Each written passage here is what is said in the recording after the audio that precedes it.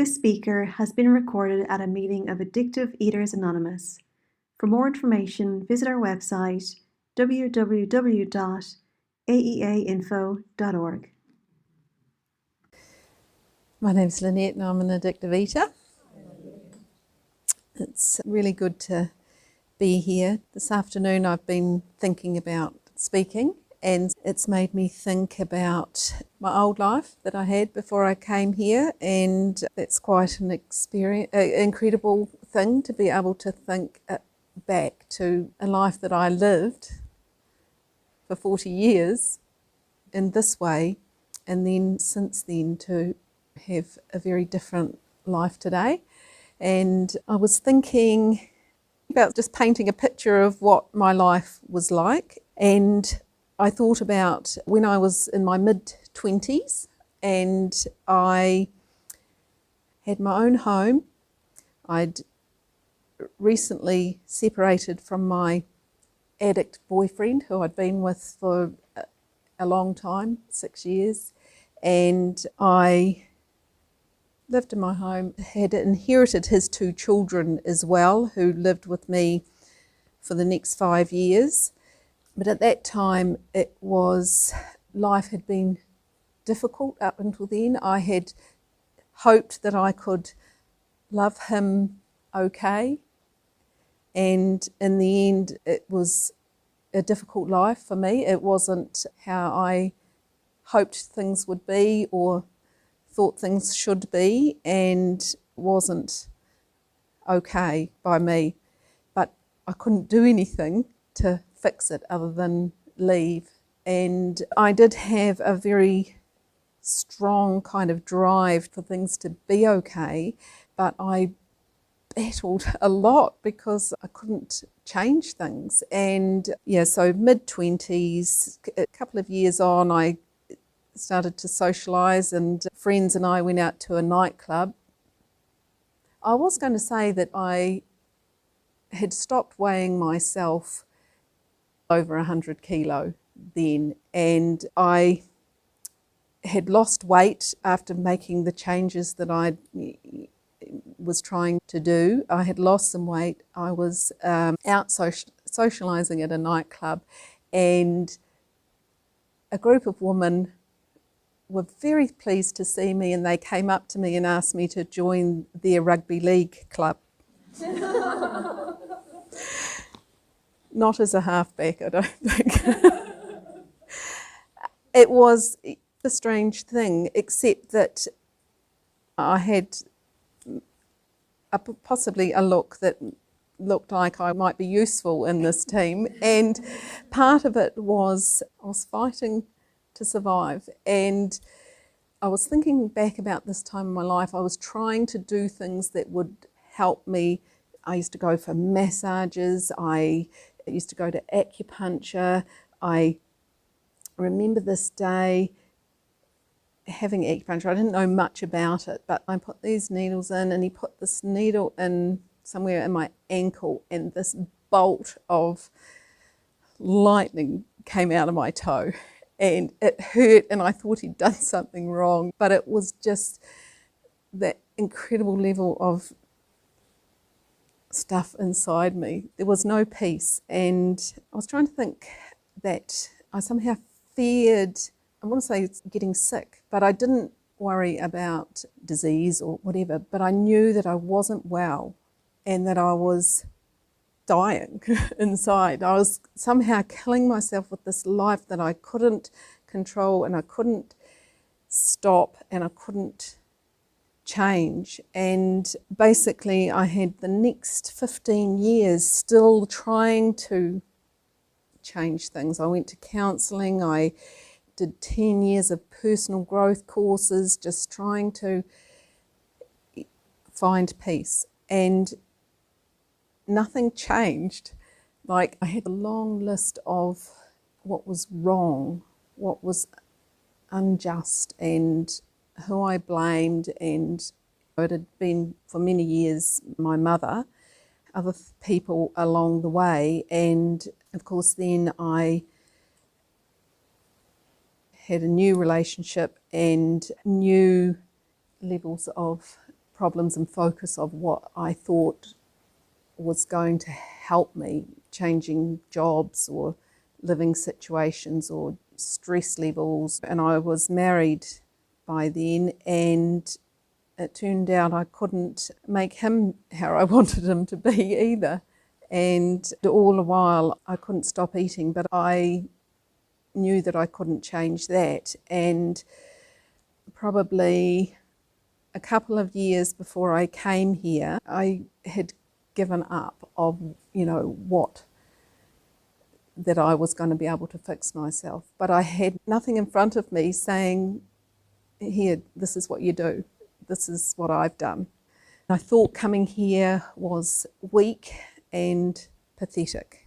And I didn't want to come here, but, here I was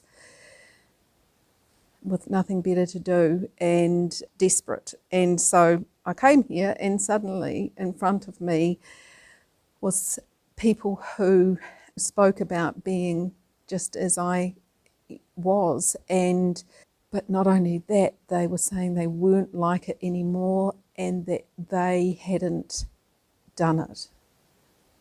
That very clearly they'd come here in a similar kind of states, and they kept pointing to the steps. It was always that this was the way out. And they were talking about not just a little bit better at the moment, they were talking about the problem being removed and that it was a gift and that it was available to me. And one of the steps being that they needed to pass on what they'd been given to get well themselves. And for that reason, I felt I could come here and I could stay and I could ask for help. I didn't have to know how to do this thing. And I really wanted that. Somehow it was all okay for that to happen. And I was guided with what I needed to do with the background faith or knowing that it was going to happen. I could have what people here had. I was remembering today that honestly, like 2 or 3 days after getting a sponsor and starting with a food plan, and for the first time in my life, not eating. Within 2 or 3 days, I wrote in my book, oh my God, has it always been the food that's driving me?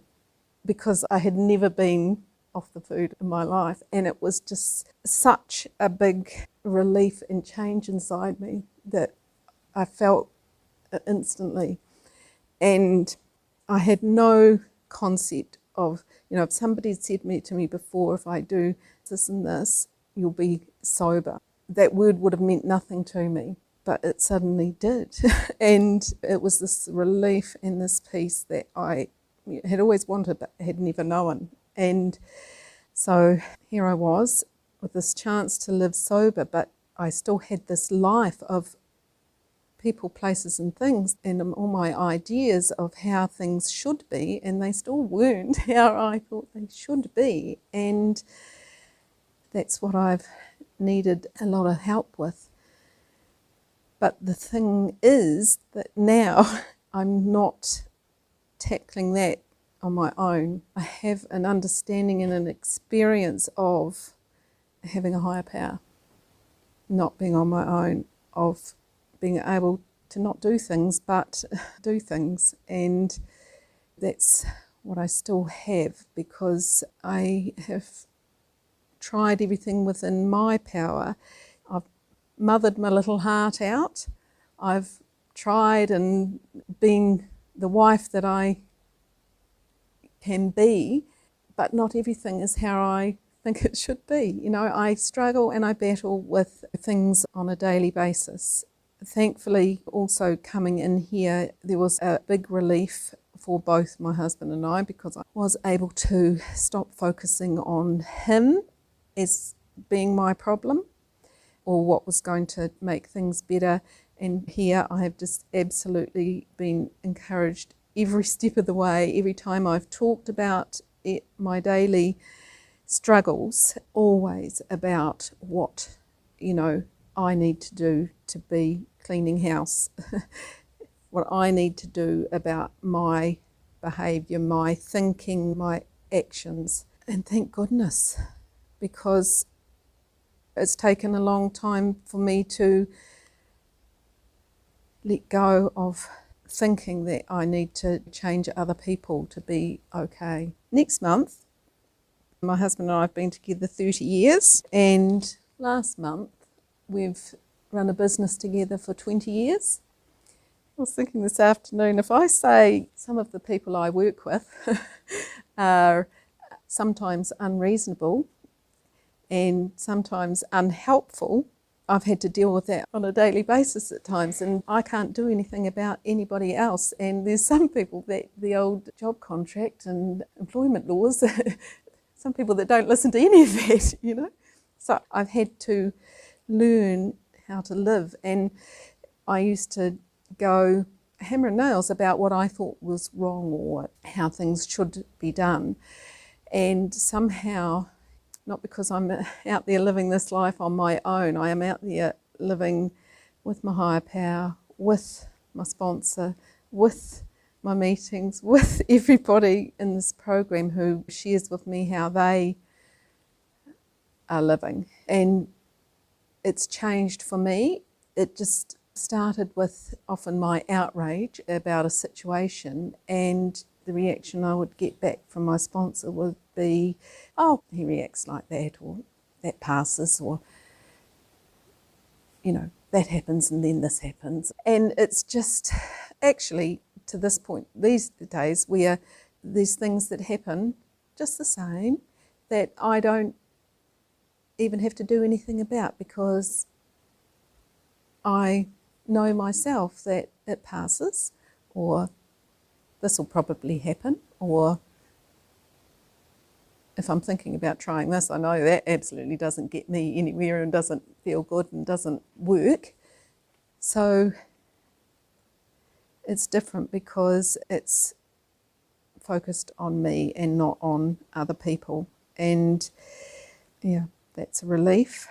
I was thinking about, in the big book here, about very early on, I just heard this bit in working with others on 98. Some of us have taken very hard knocks to learn this truth.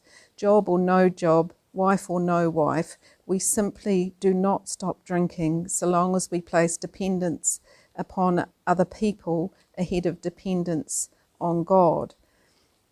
And at my hardest times, that's where I've had to go, is to God.